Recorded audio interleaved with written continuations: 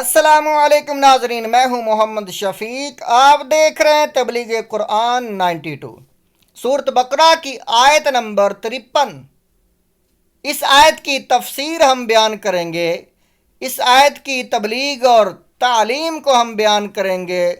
اللہ کے نبی صلی اللہ علیہ وآلہ وسلم کا فرمان ہے، جو انسان ایک آیت کی تعلیم حاصل کرتا ہے، ایک آیت کا مفہوم حاصل کرتا ہے، اللہ وحدہ لا شریک 100 نفل پڑھنے سے زیادہ اجر عطا فرماتا ہے۔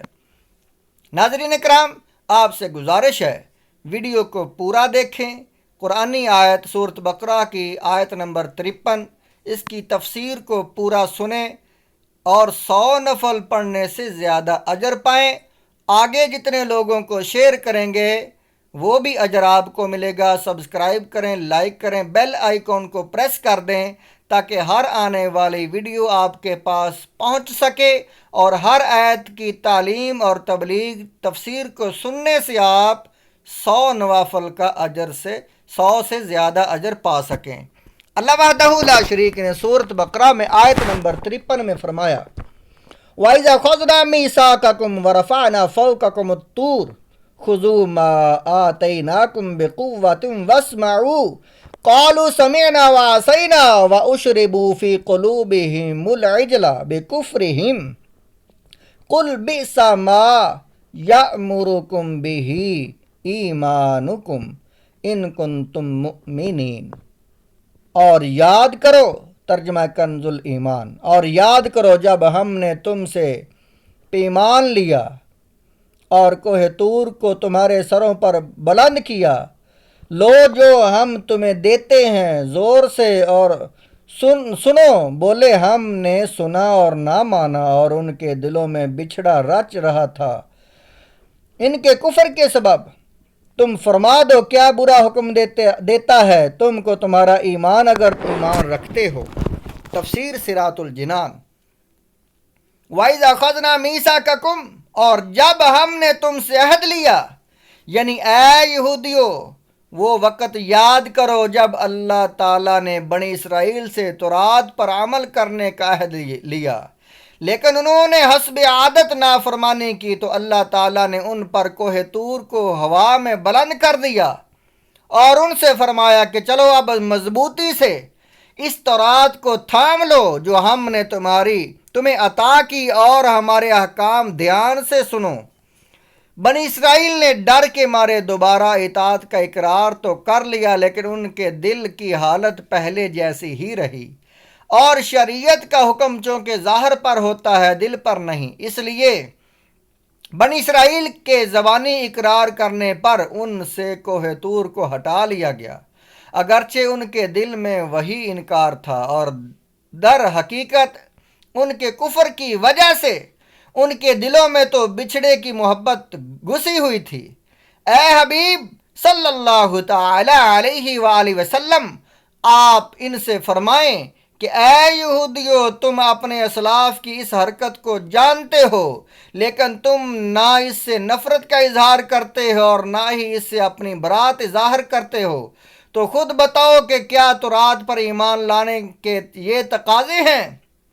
اگر اس کے یہی تقاضے ہیں تو پورا ایمان تمہیں کتنا برا حکم دیتا ہے تمہارا۔ قرآن مجید پر ایمان لانے کا مطلب اس آیت سے معلوم ہوا کہ اللہ تعالیٰ کی کتاب پر ایمان لانے کا مطلب یہ ہے کہ اس کے تمام احکام اور سب تقاضوں پر عمل کیا جائے اور ان کے خلاف ورزی نہ کی جائے۔ اس چیز کو سامنے رکھتے ہوئے ہر مسلمان کو غور کرنا چاہیے کہ وہ اپنی زبان سے قرآن مجید پر ایمان لانے کا جو دعویٰ کر رہا ہے، کیا اس کی عملی حالت اس دعوے کی تصدیق کر رہی ہے یا نہیں؟ ذرا غور کریں کہ قرآن مجید میں مسلمانوں کو نماز پڑھنے، رمضان کے روزے رکھنے، زکوٰۃ ادا کرنے کا حکم دیا گیا، لیکن آج مسلمانوں کی اکثریت نمازوں سے دور ہے، فرض روزے نہ رکھنے کی مختلف ہیلے بہانے تراش رہے ہیں، اور اپنے مال سے زکوٰۃ ادا کرنا ان پر بہت بھاری ہے۔ قرآن پاک میں مسلمانوں کو باطل اور ناجائز طریقے سے کسی مسلمان کا مال کھانے سے منع کیا گیا، لیکن آج مال بٹورنے کا کون سا ایسا ناجائز طریقہ ہے جو مسلمانوں میں کسی نہ کسی طرح رائج نہیں۔ قرآن حکیم نے کسی کو ناحق قتل کرنے سے منع کیا، لیکن آج مسلمانوں میں ناحق قتل و غارت گری ایسی عام ہے کہ نہ مرنے والے کو پتہ ہے کہ مجھے کیوں مارا گیا، اور نہ مارنے والے کو پتہ ہے کہ میں نے کیوں مارا۔ قرآن شریف میں مسلمان عورتوں کو گھروں میں رہنے اور پردہ کرنے کا حکم دیا گیا، لیکن آج ہمارے معاشرے کا وہ کون سا طبقہ ہے جس میں مسلمان عورت سج سنور کے اجنبی مردوں کے سامنے نہیں آ رہی، بلکہ آج مسلمانوں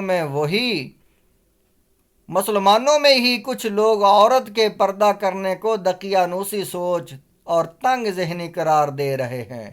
اے کاش کہ ہم بھی اپنے زبانی ایمان و محبت کے دعووں اور بے عملی و بد عملی کے درمیان کا تضاد اور فرق سمجھنے میں کامیاب ہو جائیں، اور ہمیں بھی اس بات پر غور کرنا نصیب ہو جائے کہ ہمارے جیسے اعمال ہیں، کیا ہمارا ایمان ہمیں ان اعمال کا حکم دیتا ہے